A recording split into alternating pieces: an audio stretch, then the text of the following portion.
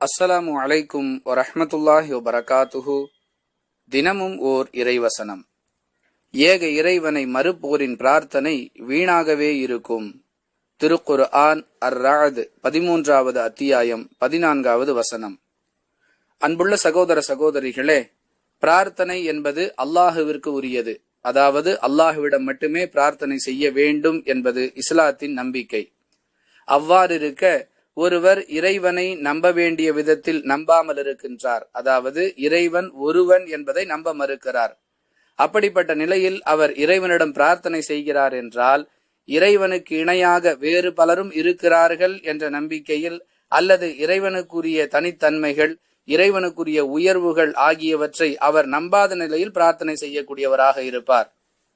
அவ்வாறு செய்யப்படும் பிரார்த்தனைக்கு நிச்சயமாக எந்த பதிலும் கிடைக்காது. அது வீணானதாகவே இருக்கும் என்பதையே இவ்வசனம் விளக்குகின்றது.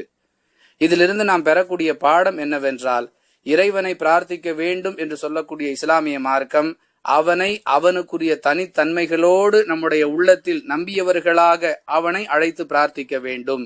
இது நம்முடைய பிரார்த்தனைகள் வீணாகாமல் இருப்பதற்குரிய நிபந்தனை என்பதை இவ்வசனத்திலிருந்து நாம் பாடமாக பெற்றுக் கொள்ளுகிறோம். வாஹிர் தஅவானா அனில் ஹம்துலில்லாஹி ரப்பில் ஆலமீன். அஸ்ஸலாமு அலைக்கும் வரஹ்மத்துல்லாஹி வபரகாத்துஹு.